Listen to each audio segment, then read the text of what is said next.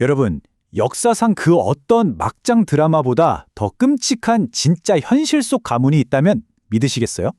자, 오늘 우리가 이 해설을 통해 낱낱이 파헤쳐볼 주인공이 바로 그렇습니다. 피바람이 멈추지 않았던 헤롯 왕가의 가계도, 그리고 권력과 부패가 어떻게 한 가문을 철저하게 집어삼켰는지, 그 복잡하고 기괴한 얽힘 속으로 바로 들어가 보겠습니다. 인류 역사상 가장 충격적이고 복잡하다고 평가받는 헤롯 가문의 가계도, 대체 이들은 왜 이렇게까지 철저하게 계산된 타락의 길을 걸었던 걸까요? 단순히 도덕성이 부족해서? 아니요. 그 이면에는 훨씬 더 소름 돋는 이유가 있었습니다. 오늘 우리가 풀어볼 분석의 핵심 미스테리가 바로 이겁니다. 첫 번째 파트, 충격적인 헤롯 가계도입니다. 본격적인 이야기에 앞서 일단 이 가계도 자체가 얼마나 기형적으로 얽혀 있는지 그 압도적인 복잡성부터 짚고 넘어가야겠죠. 개혁주의 신학의 관점에서 분석한 자료를 보면요, 이 가문의 행태는 단순한 비도덕성, 그 이상을 보여줍니다. 인간이 신의 언약을 완전히 내팽개치고 오직 끝없는 탐욕과 절대 권력에만 눈이 멀었을 때 도달하게 되는 영적 타락의 끝판왕이라는 거죠. 말 그대로 권력을 향해 브레이크 없이 폭주한 결과물이라고 할 수 있습니다. 그럼 도대체 왜 이런 상상 초월의 선택들을 했을까? 두 번째 파트, 근친혼의 세 가지 숨겨진 목적으로 넘어가 보겠습니다. 이 기괴한 가계도 이면에 감춰져 있던 진짜 정치적 동기를 확인해 볼 차례입니다. 조카, 삼촌, 심지어 의붓 형제들과 맺은 이 복잡한 결합들. 정말 듣기만 해도 어지러질하죠? 그런데 여러분, 이건 단순히 욕정에 눈이 멀어서 저지른 충동적인 일탈이 절대 아니었어요. 철저하게, 아주 기가 막히게 계산된 정략적 근친혼이었습니다.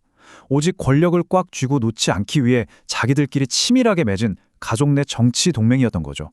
그들이 이렇게까지 한 구체적인 이유는 딱 세 가지로 요약됩니다. 첫째, 헤롯 대왕이 죽고 나서 여러 조각으로 나뉜 영토와 권력이 가문 밖으로 새어나가는 걸 철저히 막아야 했어요.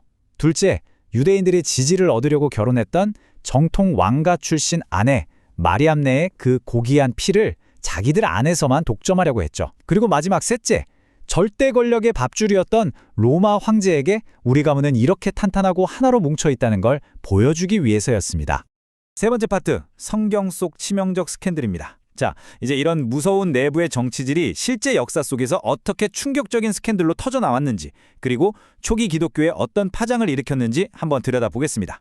시간의 흐름을 쭉 따라가 보면 아주 흥미롭습니다.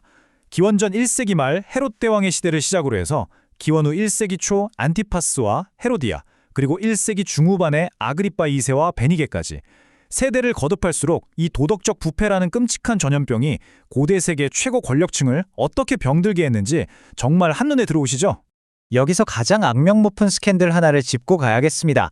헤로디아라는 인물인데요. 원래 남편이자 배다른 삼촌이었던 빌립과 이혼을 하고요. 세상에 또 다른 삼촌인 헤롯 안티파스와 재혼하는 무리수를 둡니다. 너무나도 파격적이고 막장인 이 결합을 대놓고 맹비난했던 세례 요한은 결국 이 스캔들의 여파로 참수당해 목숨을 잃고 맙니다. 시간이 흘러 수십 년 수는 어땠을까요? 더 기가 막힙니다. 아그리빠 2세와 베니게, 이 둘은 친남매였어요. 그런데도 근친상간적인 관계를 맺고 있다는 의혹을 온 세상에 강하게 뿌리고 다녔죠. 정말 아이러니한 건 뭔지 아시나요? 사도 바울이 가이사라에서 재판을 받을 때 그 심판석에 거들먹거리며 앉아 바울을 신문했던 자들이 바로 이 문제의 남매 통치자들이었다는 사실입니다. 대체 이 사람들은 무슨 가치관을 가지고 살았길래 이런 짓들을 서슴지 않았던 걸까요? 네 번째 파트, 타락의 뿌리, 에돔과 헬레니즘입니다. 이들의 썩어빠진 세계관을 만들어낸 영적, 문화적 뿌리를 파헤쳐보죠. 이 완벽한 타락은 극명하게 엇갈리는 두 가지 배경이 빚어낸 결과물입니다. 한편으로는 영적 장자권을 가볍게 여겼던 에서의 후예, 즉 에돔 출신답게 근친혼을 금지하는 성경의 율법 따위는 세상의 권력 앞에 가볍게 무시해버렸죠. 그리고 다른 한편으로는 로마 상류층을 지배하던 그 세속적인 헬레니즘 문화에 뼛속까지 물들어 있었습니다. 겉으로는 유대교를 믿는 척, 경건한 척 다 했지만 속으로는 정치 권력과 쾌락, 그게 전부였던 겁니다. 자, 그럼 이 탐욕의 끝은 과연 해피엔딩이었을까요? 다섯 번째 파트, 탐욕이 낳은 참혹한 비극입니다. 이 권력에 대한 병적인 집착은 필연적으로 극도의 피해망상과 끔찍한 파멸을 불러올 수밖에 없었습니다. 내 권력을 누가 뺏어가며 어쩌나 하는 그 끝없는 의심 때문에 헤롯 대왕은 자기가 그렇게 사랑한다던 아내 마리암네를 처형해버립니다. 그것도 모자라 친아들 둘마저 직접 죽여버리죠. 가족끼리 피를 보는 끔찍한 살력의 선례를 남긴 겁니다. 결국 이런 끝없는 시기와 암투 속에서 1세기 말 무렵 이 거대했던 왕조는 잿더미가 되어 완전히 무너져 내리고 맙니다. 이 대목에서 로마 황제 아우구스토스가 남긴 아주 뼈 때리는 농담 하나 소개해 드릴게요.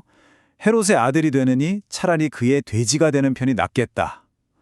와, 정말 소름 돋지 않나요? 유대인들 종교적 눈치 보느라 식탁에 돼지고기는 절대 안 올리면서 정작 자기 핏줄인 친자식들은 권력 유지하겠다고 무자비하게 학살했던 한 왕의 잔혹한 모순. 이걸 이보다 더 완벽하게 꼬집을 순 없을 겁니다. 이제 오늘 해설의 대미를 장식할 6번째 파트. 두 왕의 엇갈린 운명입니다. 이 혼란스러웠던 시대가 보여주는 궁극적이고 영적인 대비를 우리가 꼭 확인해봐야 하거든요. 이 극명한 차이를 한번 보세요. 한쪽에서는 헤롯 가문이 금방 썩어 없어질 세상의 권세를 부여잡겠다고 피비린 나는 가계도를 억지로 짜맞추며 죽음을 향해 폭주했습니다. 하지만 놀랍게도 바로 같은 시기 세상에서 가장 초라한 마국간에서는 영원한 생명의 족보를 써내려갈 진짜 왕 예수 그리스도가 태어나셨죠. 이 완벽한 대조를 보고 있으면요, 브레이크 없는 세속적 야망이라는 게 결국 얼마나 허무하게 무너져 내리는지 다시 한번 뼈저리게 느끼게 됩니다. 끝으로 여러분께 이 도발적인 질문을 하나 던지고 싶네요. 맹목적으로 쫓는 세상의 권력과 변하지 않는 영원한 진리, 이 둘 사이에서 오늘 우리는 과연 어떤 유산을 만들어가고 있을까요? 오늘 파헤쳐본 이 해설이 여러분에게 흥미롭고 깊은 통찰이 되었기를 바랍니다. 그럼 다음에도 푹 빠져들 만한 흥미로운 분석으로 돌아오겠습니다.